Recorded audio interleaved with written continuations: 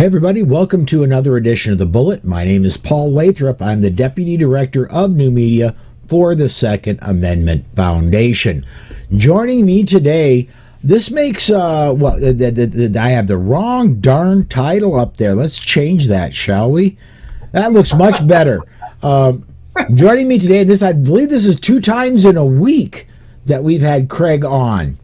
Craig DeLuz. Second time this week? Craig DeLuz from the Rundown. And not only that, this is the second time in an hour I've been on with Craig. Craig was gracious enough to... Very much enjoyed having you on the Rundown about an hour ago. Yeah. Craig was gracious enough to ask me to help him do the Rundown just about an hour ago. And because Mike, who normally does my Thursday broadcast today, had to bow out of both shows, I went on his show, and Craig's coming over to help me with this. So, Craig, thanks for having me on your show, and thanks for filling in for Mike on my show. Well, you're a good dude. I always enjoy hanging out with you. So, hey, this week I've got to hang out with you 3 times. I am a blessed man. All right. We do have, the past several days have been all about the Supreme Court leaks and about that whole thing. We do have some different news to talk about today. Some of the press has been getting out about the Maryland weapons, the court case for the Maryland weapons ban. And off of the Daily Record, I noticed a story come out today, and they actually released some of the amicus brief material that was filed. And I'll go ahead and post a link for the story here in just a minute. But off of the Daily Records, I want to highlight one portion of the amicus brief. And this from that story. In papers filed with the justices, the advocates said a lower court has erroneously upheld the ban as constitutional by applying a lower standard of review and holding the prohibition is substantially related to the importance of safety goals. This intermediate standard is unacceptable in determining whether a law violates a constitutional right. The advocates added in saying the Second Amendment should be on the same constitutional footing as the First Amendment right to free speech. Craig, this is something we've been battling over and over again. Courts are treating the Second Amendment as a second-class right and the First Amendment as sacrosanct. They need to be on equal footing. What do you think, man? Well, exactly. See, what it is for those of you who don't understand, there's different levels of scrutiny. In other words, how they determine whether or not a law violates the Constitution. For what they consider to be fundamental rights, and I don't know how the Second Amendment is not a fundamental right, but for fundamental ones, it has to be, look, they judge it based on really strict scrutiny. Okay, there's got to be a clearly defined public interest or public thing that government interest that is here that it meets, right? And it specifically has to meet it. And then on top of that, they have to be able to prove that there are no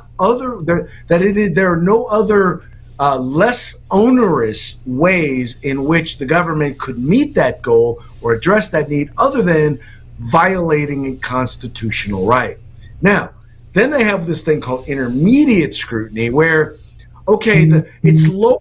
The threshold is lowered a little bit, but yet and still, you still have to prove. Okay, you still have to show. Okay, yeah, there's a government interest, or there might be a government interest, or this might meet the goal, and no, there aren't other ways, or at least as easy ways for us to be able to do this in order to meet this. And then you have what's called rational basis, which is rational basis just says, look, if anyone can come up with any government interest or reason at all for doing this, well, then it's okay to violate their constitutional rights.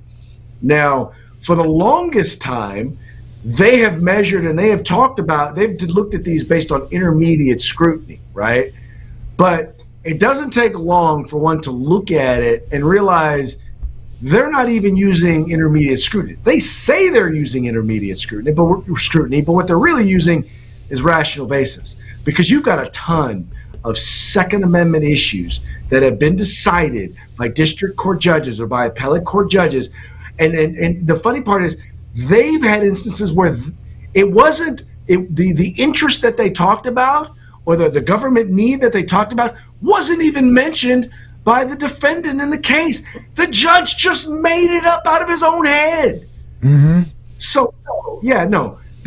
Once again, the Second Amendment is treated like a redheaded stepchild.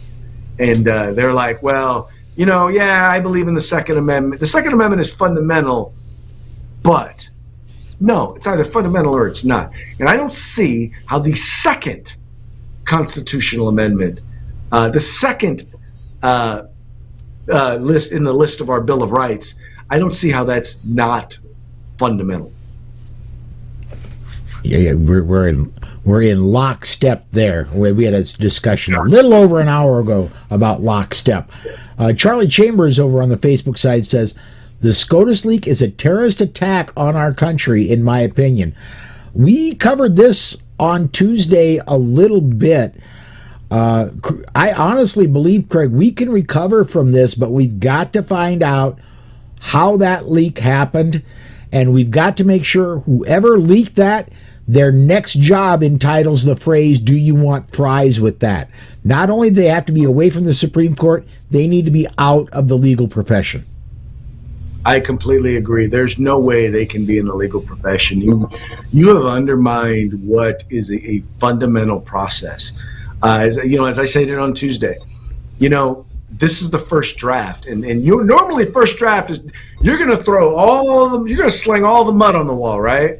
And whatever sticks. And when I say sticks, I mean all of the other justices are going to come back and they're going to say, okay, here's what's wrong with your argument, or okay, I kind of hear what you're saying, but what about this? Or you might have me or have my vote if you tweaked it here. And that's how these decisions come about to be. And this is not the sort of thing that ought to be put out there to the public, because it's not the end decision. It's the beginning. Anyone who's ever written anything knows you don't go by the first draft. The first draft is nothing like what the eventual final product will be. And then, by the way, this is a collaborative process. And the problem is that they've inserted mistrust now into the collaboration. And I'm worried that, and everybody should be watching the rundown. We completed it about a half an hour ago, and it runs live just an hour before the bullet does. But you should be watching it. In case you missed it, we did talk about there are the legacy media is trying very hard to delegitimize the Supreme Court right now, because it looks like the Supreme Court's going to go against something they think is a sacred cow.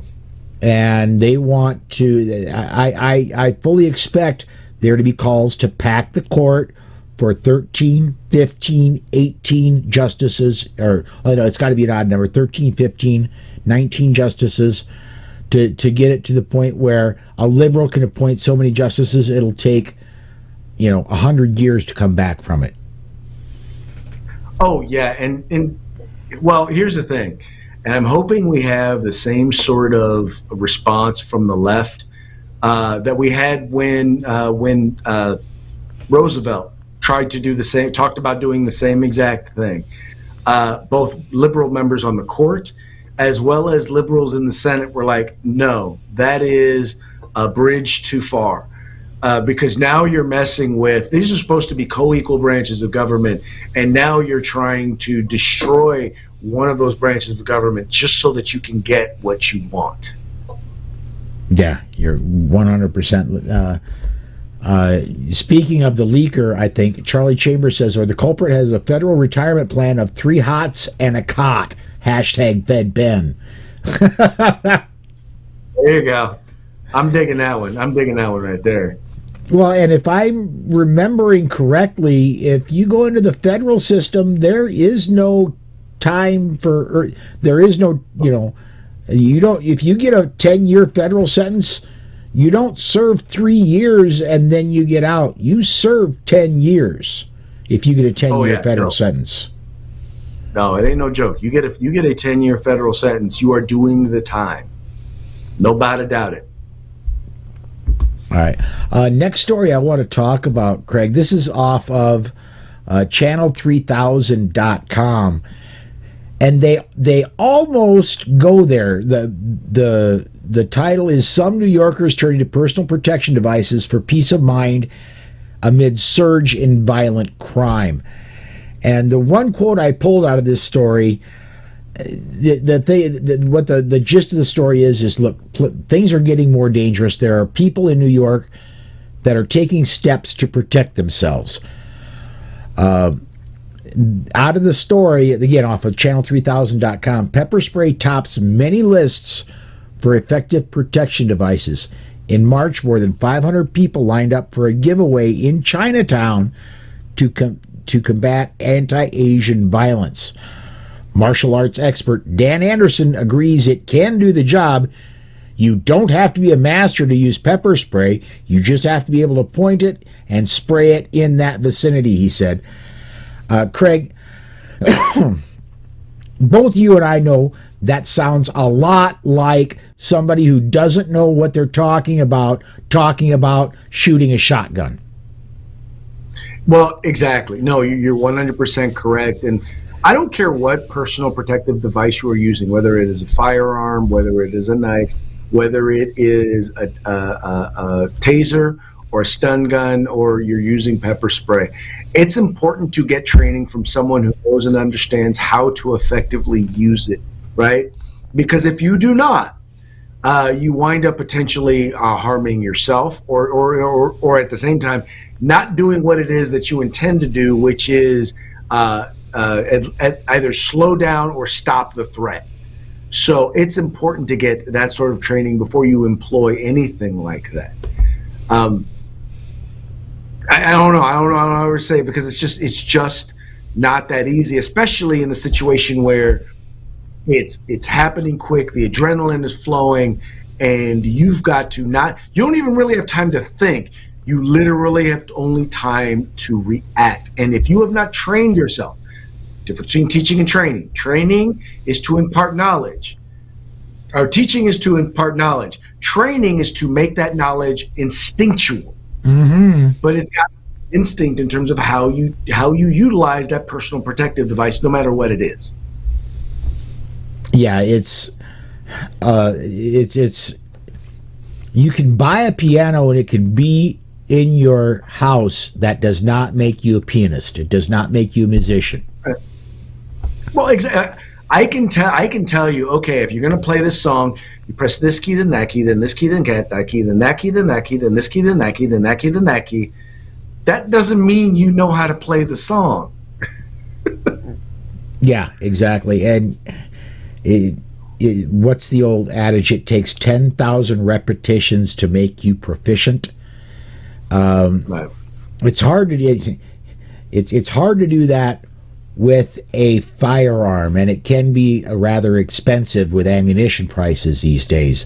But yes, I'm going to say it's going to be a whole lot less expensive than with pepper spray or with a lot of these other things, the other devices. That's the thing. Well, that's the thing, Paul, and you're 100% right. And the thing that they ignore is the fact that the best personal protective device is a firearm.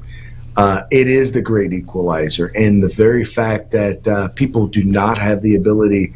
Here's the thing: if you choose not to own a firearm or carry a firearm with you, that's fine. That's on you. But you ought to have the right, because there's a good chance that the person who's coming to attack you is going to attack. First of all, they're not going to attack you with pepper spray, right? They're going to attack you with something potentially more lethal.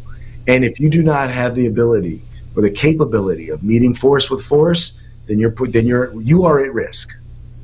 Well, and whether it's pepper, some of these people, some of the other devices alarms that are very loud, other things like that, meant to draw attention.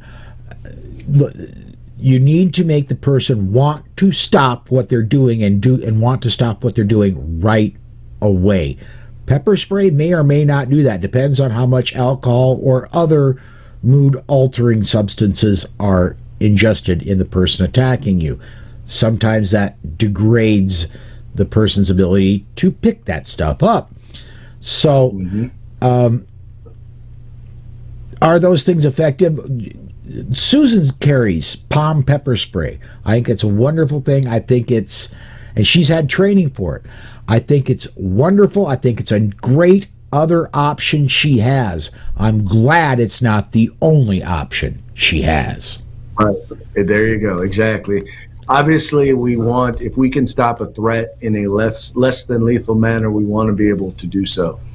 But in the event that we need to do it in a more lethal or more violent fashion, it's important that we have the ability to be able to do that. And it's nice that she has the ability to do both. Yeah. Two comments in here real quick. Going back to the federal system of prisons, Charlie says, if one dies in prison the first year of a 30-year sentence, they can be buried in the prison and released after their full sentence has been served. Then the body can be picked up. I like that. I really like that. That way, if you get a 250-year sentence, they get to serve the 250 years. Man, that's a great one. I like that one. Yep. Then when you pull the body out at the end of it and just drop the bones right there outside the gate. Absolutely. My take to what we were just talking about with Pepper, just stop the threat. Yeah, and nothing stops the threat faster than a direct shot to the central nervous system. That ain't that the truth. Ain't that the truth? Thank you, my take. All right. One more story we wanted to cover. I think this one's going to take up most of the time, if not all the time we have left. In this one off of NYN Media, talking about the Letitia James, New York State attempt to break up and disband the NRA. In an amended complaint Monday, Letitia James sought injunctive relief from the New York Supreme Court to appoint an independent compliance monitor that would report to her office and the court, along with an independent governance expert, to recommend reforms to the organization. Basically, James wants somebody to sit in the NRA and look at finances and report on everything the NRA is spending money on. I'm curious. I'm going to let you go first on this, Craig. I'll add mine in here in a second. But man, something has got to be done with the NRA. What do you think, man? Okay, so there's two issues here, and one is we already know that this whole investigation is a political attack. All right, so we all know that the whole goal is to disband the NRA and to utilize basically it is a politically motivated prosecution. Now, having said that, I will at least say this: there's been a whole bunch of stuff that's been revealed about the finances of the NRA that I think members needed to hear about, and I think necessary reforms that need to be put in place. Having someone to kind of monitor the finances and whatnot of the NRA is probably not a bad idea. I didn't get a chance to see in the article, did they decide who is going to be who that's going to be, or do they decide? Does the NRA get to say, okay, we want to have this person do it? Someone who we know won't. Because here's the thing, let's just be real, folks. If liberals get to decide, if anti-gunners get to decide who that person is going to be, there's going to be all sorts of stuff that's going to be leaked, and information that's going to come out of the NRA that's going to make much of the political work that they're doing, much of the policy work that they're doing, it's going to make it ineffective, and I have a problem with that. And by the way, just so you know how we know for a fact that this is politically motivated, notice that there's no New York investigation into, Black Lives Matter, who has collected millions of dollars and purchased properties for their founders to live in. The fact that there's no investigation there, it's just funny how you have Donald Trump's being investigated, NRA's being investigated, but no one on the left. Shocking. Yeah, absolutely shocking. Does not mention the story who would choose the person to do that. I know the judge who has said, no, Letitia James, you are not breaking up the NRA. That decision already came down. That's why this is an amended complaint. He would have a say in it, and I believe Letitia James would put the name up. I do not believe the NRA would have a say in. They could maybe recommend somebody, but I don't think they'd have a say in who the judge puts in there. So, well, that'd be interesting to see. Yeah.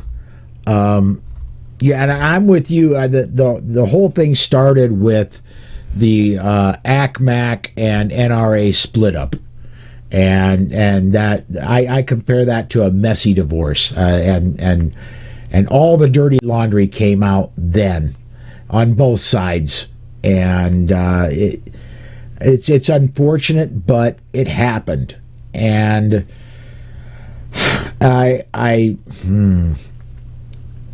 enough dirty laundry has come out that it has absolutely convinced me that there needs to be someone else at the head of the NRA.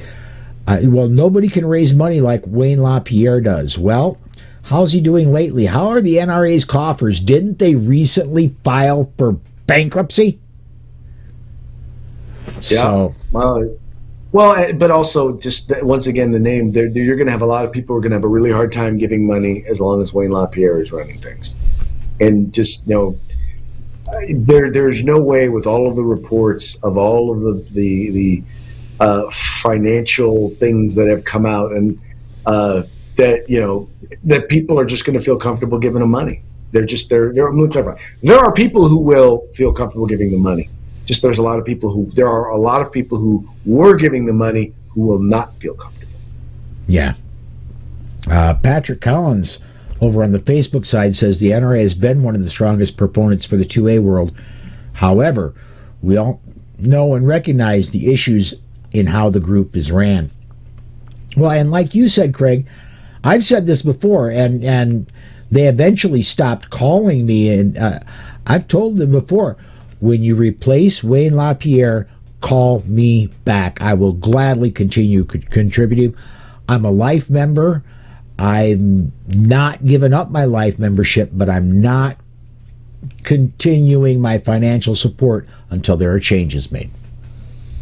Well, and that is a reasonable expectation. And like I said, I don't think that even Letitia James expected to find what she found. I think she was really hoping to find well, look, they're she's looking for some sort of Russian collusion, something that would get them involved in politics, but really anyway. I will say that the NRA, I do not want to see it go away, but I would like to see a refocus. I would like to see a change in leadership that make it much more supportable. Yes. I would like to see the NRA go back to what it was doing from the middle 70s to the middle 90s and was doing incredibly effectively. Go back into outdoors and training as far as going into the first shots and the training young hunters and things like that. I would like to see the ILA, the involvement there, continue and grow. That is where the NRA has been the most effective, is in the ILA. I think it's unfortunate that they got into the insurance and training as far as the what I even forget the name of the darn thing. About 3 years ago, they came out with Carry Guard, I think was the name of it.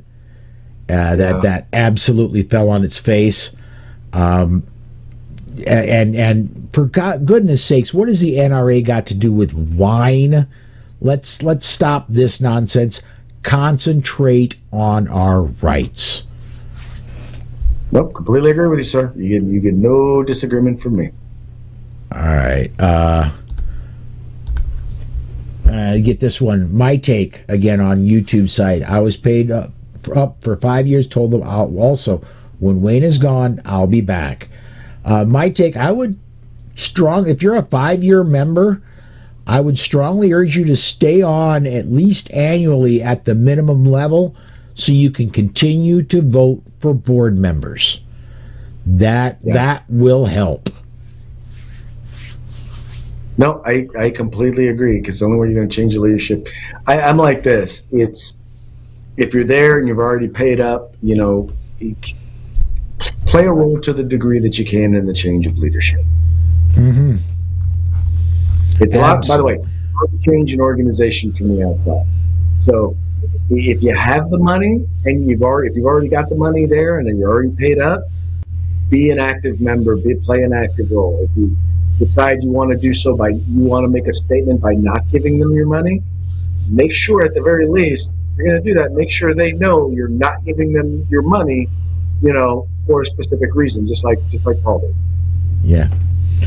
All right, man, we're coming down on the bottom of the hour. Before we take off, if you would, we told them a little bit at the beginning. Tell them about the rundown and tell them how they can find what we did about an hour ago. Okay. So, folks, the rundown, we talk about 2A news and conservative views. Mike from Arms Room Radio, I was with the Firearms Policy Coalition. We've been talking about gun rights stuff 24/7 for years, and we finally decided we wanted to branch out beyond that and talk about other political stuff. So what you can do, you can watch the rundown. It's Monday through Friday, 2 p.m. Pacific, 5 p.m. Eastern live, and also it plays on OpsLens an hour later. But once again, you can find us on Facebook. You can find us on YouTube. Look for us on 2A News. 2A News on YouTube. You can also watch us on OpsLens. You can actually also watch it on Spotify, but you can also listen to the audio version wherever you get your podcasts. All right. On my end, I want a programming announcement. Tomorrow we'll be doing a regular weekday bullet, 5 p.m. Central Time. Alex Uli is the Friday commentator. We'll be talking about the legal end of things. Gee, do you think SCOTUS might appear tomorrow? I think maybe. I would not be surprised. There will be no Saturday show for the next 4 Saturdays. This weekend, I've got a personal thing coming up that I've got to take care of. Next Saturday, Susan and I are taking USCCA instructor training. And then the Saturday after that will be I may be broadcasting, but it will not be an official bullet show. It will be in Atlanta for the women's meet and mingle with the folks at the Complete Combatant. The Saturday after that will be at the NRA show. And I may be broadcasting from the NRA show, but it will not be a bullet broadcast. Matter of fact, the plan is to broadcast from the NRA show. I'm going to try to do it at the same time as I would normally do a Saturday bullet, and maybe get some of the same people on. But at any rate, Monday through Friday for the next several weeks, 5 p.m. Central Time. Thank you for watching, everybody. Thank you for participating, and we will see you tomorrow.